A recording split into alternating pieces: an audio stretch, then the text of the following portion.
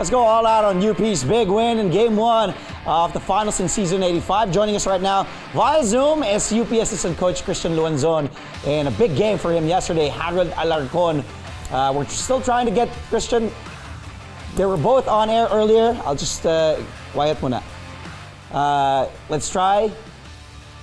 There's Harold. Wala pa si Christian eh. Well, he was there earlier. Harold? Hello po, sir. Ayan, tinatry kasi si Christian eh. Medyo nakaka-ano lang. Sige. We're trying to get Christian Luanzon back on the line again. Pag-usapan natin yung dapat si Christian. Well, we're still trying to get Christian Luanzon again back on the line. Big game para sa'yo kahapon, Harold. Alam ko nag-usap tayo after the game, even nung presser. 3 players in double figures, 11 points ka coming off the bench. E naalala ko sinabi mo din ng post-game press conference, Harold, na sabi sa'yo ni Coach Gold, basta libre, tira mo lang. Ano ba mga sinabi sa'yo ni Coach Gold? Kasi grabe yung kumpiyansa mo kahapon. Siguro po nag-start na yun sa defense ko. Doon ko nakuha yung momentum ko sa defense ko. Yun naman sinasabi ni Coach Gold, dapat every game hindi mawala yung confidence sarili kasi yung magdadala sa akin sa laro. Mm-hmm. Every time na mabibigat kasi mga binitawan mong tres nakikita ko, and napapatawag ng timeout yung Ateneo, especially in that may isang crucial, that huge play kung saan that was a big block ni Save. Pag-usapan natin yung play na yun. Nung diba, dumarive si Chris Kuhn, tapos big block yun, dapat dunk yun, tapos it resulted to a corner 3 para sa'yo. Gano'ng kalaki yung play na yun in that particular point in the game kung saan Ateneo was trying to rally back and then you hit that big 3 in the corner, Harold? Opo, lamang na lang kami ng dalawa nun eh. So, bigay ko yung credits kay Zib kasi every dunk ata sina-challenge siya, kina-contest niya kahit na may mga ilang games kami na parang napoposterize siya pero di pa rin siya tumitigil. Bigay ko kay Zeb yun, nas nakuha ni Sai yung rebound. Tapos ako yung nakita ni Sai sa forward pass na nakita ko, tapos libre ako, tapos tinira ko lang with confidence, yun lang po. And Coach Christian Luanzon is, I believe, now there he is. Nawala lang sa connection eh. Pinag-usapan nga namin, Coach Chris, kanina ni Harold, gano'ng kalaki yung play na yun. Sabi nga ni Harold, grabe yun, that huge play that started off as a block from Save, blocking Chris Kuhn's dunk, and then it resulted to Harold with a 3 at the other end. But Coach, gusto ko pag-usapan yung start ng game kasi some big developments, adjustments. You didn't start with Malik, who's your usual starter as your starting big, and Carl, of course. Carl still nursing that right ankle injury. I saw him yesterday as well. Namamaga pa, pinakita niya pa sa akin. So he didn't start, came off the bench. Carl only played 17 minutes and he only had 7 points in those 17 minutes. Si Malik naman 18 minutes and had 10 points but 10 rebounds and 9 points para dito kay Malik. And then you started with Galinato up front. Talk about that big adjustment in Game 1. That was huge. Not having to start Malik when you know you have Ange Kwame on the other end for Ateneo in the starting unit. Care to share with us that strategy, Coach Chris? Well, one of the strengths of our team this season is really our depth, no? And, credit obviously the final say when we were meeting about this, not only this, but, every game as we prepare for it. Obviously, si Coach Gold would have the last say on this. And I guess bottom line, how it shows how Coach Gold trusts yung mga players, whether it's the first 5 or the second group all the way up to the third group. And, if you don't believe me, just recap the whole season. Like I don't think we've had a player parang, have at least 4 or maybe 5 best player of the game. So it feels like every game it's just a different player, maybe at most three, you know.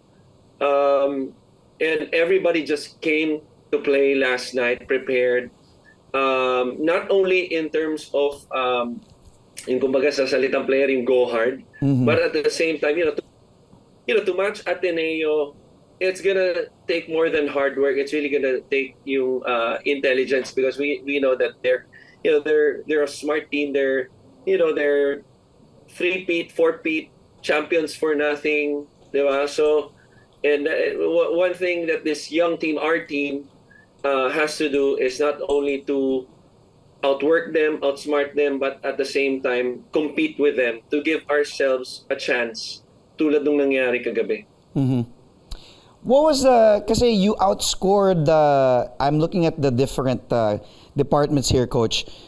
Points of turnovers, malaki to, 10-1 in favor of UP. Correct. Points in the paint, 38-24, also in favor of UP. Considering hindi pa nag-start nga si Carl at si Malik in this one, but you still outscored Ateneo inside. And then second chance points as well went in your favor, 13-7. Contested field goals, bench points, obviously 35-15 kasi nga Malik, sina Carl came off the bench, were also huge off the bench. Harold was huge off the bench. What was the game plan coming in? Because, as I said, you pretty much dominated Ateneo in those crucial departments of the game, Coach Chris. Well, I don't think we dominated them, because we only won by 6, and the game it could have gone either way, maybe right up until the last minute, because Ateneo was hanging in there.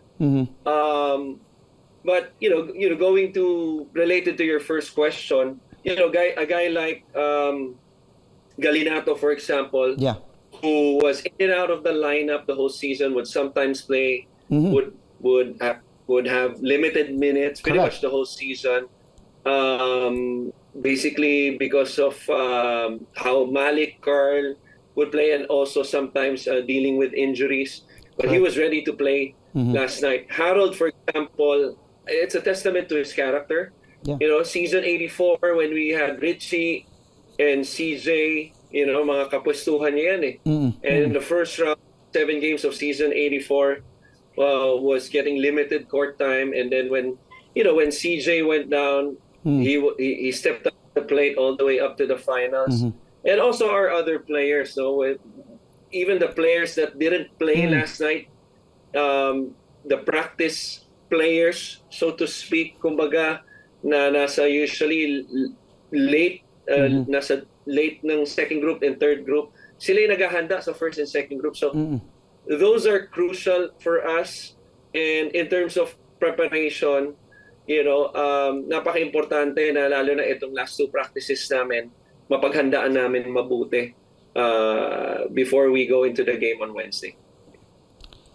Harold, kanina nga pinag-uusapan natin, sabi ko nga grabe yung kumpiyansa sa'yo, and alam mo na itong sistema nila Coach Chris, nila Coach Gold, dahil nung high school mo palang kasama nga sila. So ang laking bagay, yung tiwala nila sa'yo, and at the same time, every time you come in, wala na yung adjustment. Kumbaga, pati you've been there last season as well. Alam mo na yung championship run. Yung kumbaga, napagdaanan mo yung championship run last season. Ano yung pinagkaiba from last season to ngayon dito sa finals against Ateneo? And isa pa, alam naman natin pag pinapasok ka, malaking bagay din yung depensa mo eh. Of course, napapansin yung opensa, yung big threes, di ba, yung within the flow of the system, pag nalibre si Harold, ititira na yan. Di ba, pag libre, pasok yan, lista mo na.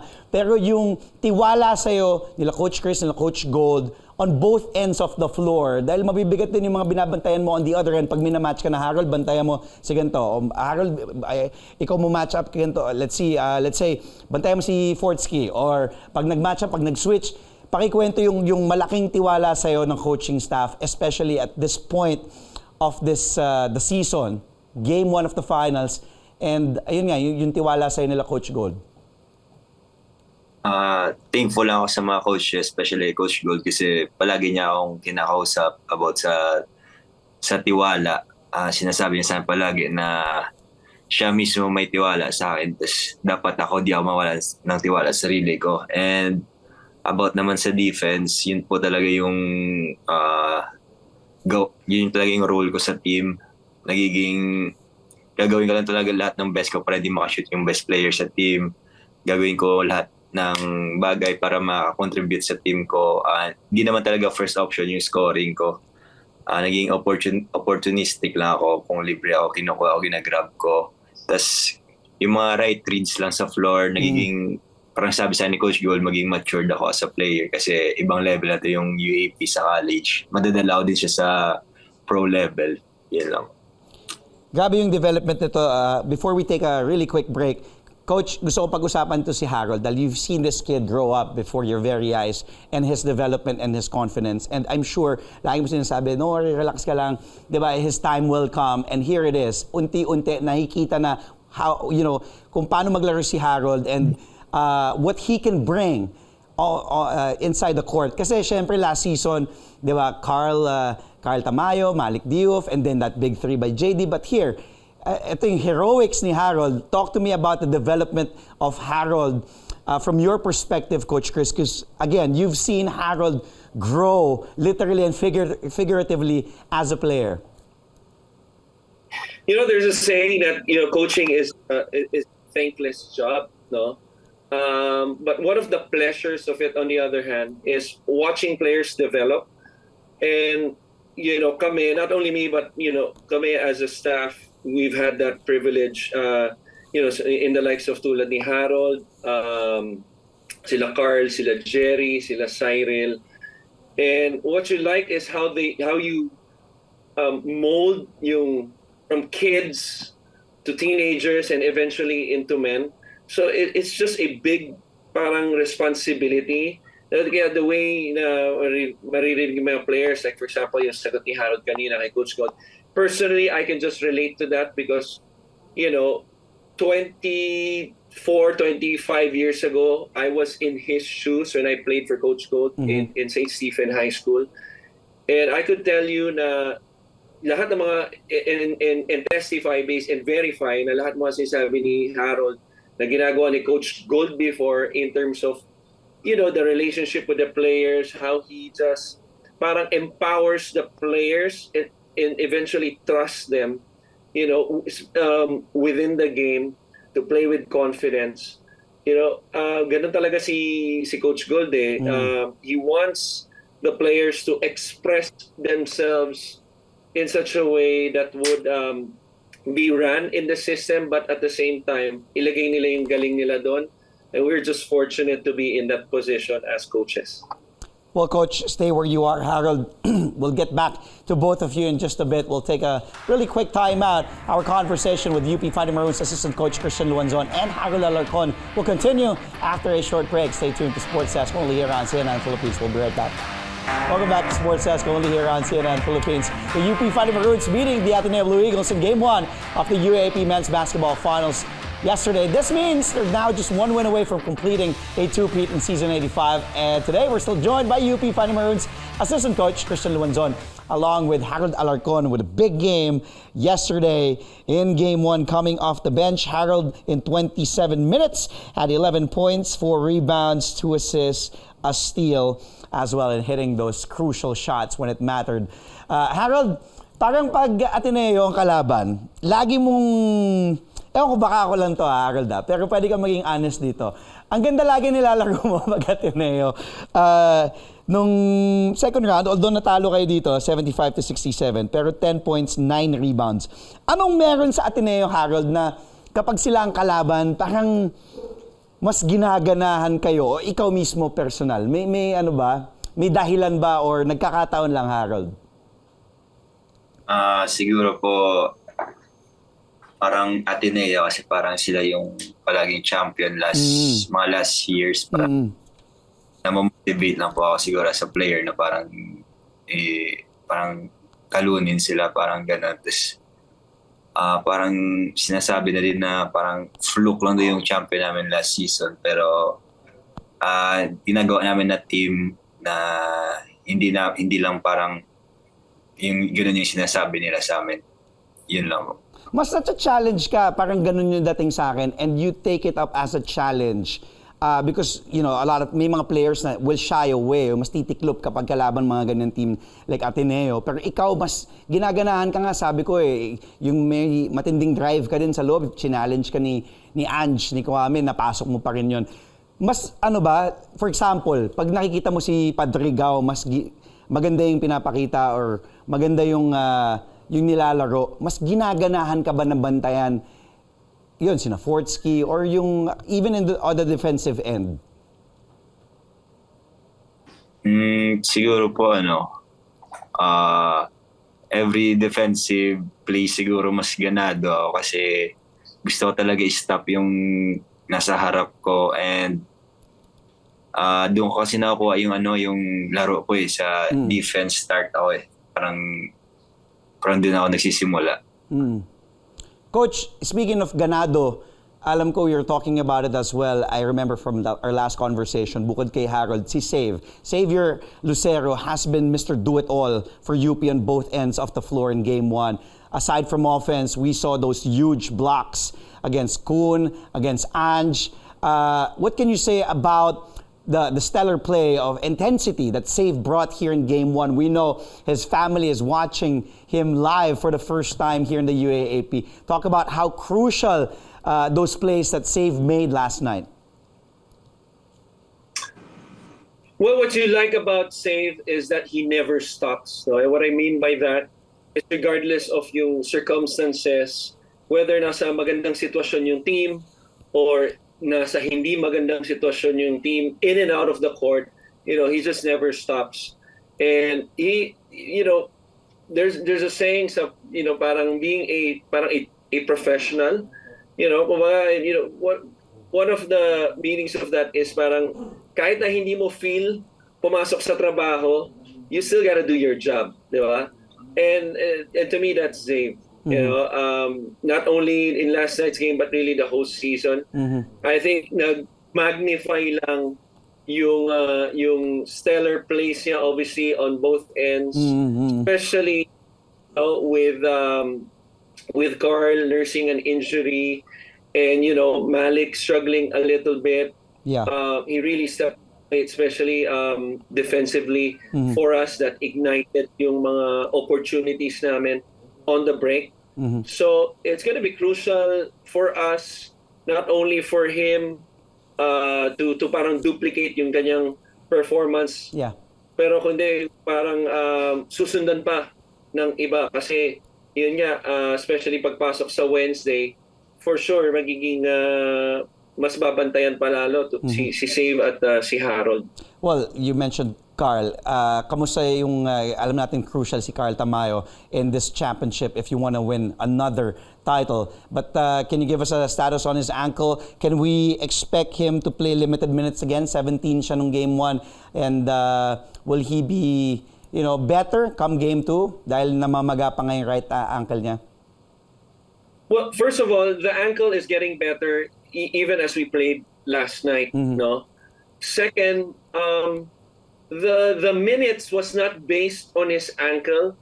Okay. Even though let's say Carl was 100% healthy, hindi nangyari yung sprain niya sa NU nung Final Four. Si Coach Gold has always been consistent in terms of who's the best players on the floor. And he displayed this the whole season. If you remember the game against Adamson in the first round that happened, Carl not really playing pretty much the whole fourth quarter and overtime. Xavier was the one who finished the game for us, and vice versa. Din ng mga quarters na si Xavier did not finish games for us. Carl was the one finishing.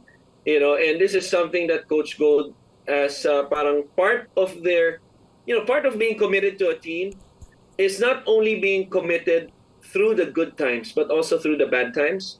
And ang maganda dito sa team na to, yun nga, tulad nung, for example, yung characteristic ni Zave, ni Carl, and mga ibang players, they just find ways to resolve whatever it is, whether it's a thing or a not so good thing, and just continue to be a pro on the court, so to speak, and work as a team. punta naman ako dito kay Harold dahil yung hero last season in that Game 3, JD, si Maymay. Laki na naman din ang binigay niya kahapon, 12 points, 8 rebounds, 5 assists, 2 steals para kay Maymay, kay JD Kagulangan in almost 29 minutes of play.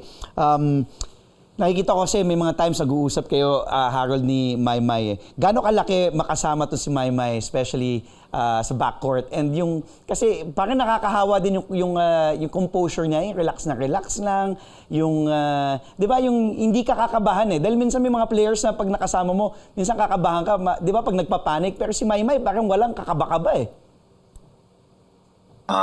Opo, si Maymay isa siyang talaga great leader siya para sa team namin. Kokoman siya sa amin kung anong kailangan gawin. Nakikita niya si laro at naiintindihan niya talaga kung paano laruin yung basketball. Naging compose siya sa mga crucial moments. Si Maymay yung tipong point guard na matalino. Alam niya, kilala niya kami isa't isa. Kinakausap niya kami every play kung may mga dead ball. Kinakausap niya kami maging present lang kami sa every game at kung may oras pa di talaga kami dapat mag-celebrate. Yun nga kapon, parang yung isa kong 3 points parang nagalit siya sa akin kasi di pa tapos, parang nag-celebrate na ako, naghingi lang ako sa kanya patawad. Tama naman si Mama, hanggat di pa tapos yung buzzer, wag mo na mag-celebrate kasi baka may chance pa yung Ateneo. Yun lang po. Well, good luck in sayang wala tayo oras si Coach Christian. Sabi niya, pakainin ko daw siya. Coach, marami... Ha? Let me just correct what Harold said. Hindi lang si Maymay ang nag-correct at naghalit sa kanya, lahat kami, the whole team. Well, mag-usap tayo ulit. Pero, huwag muna mag-celebrate. Tama. Sige, parang stay in the moment muna. Good luck. May game 2 pa Wednesday. Maraming salamat again for your time. Thank you, Coach Chris. And thank you, Harold. Congratulations again yesterday. A good game in Game 1. And good luck in Game 2. That was UP Fighting Maroons Assistant Coach Christian Luanzon and Harold Alarcon.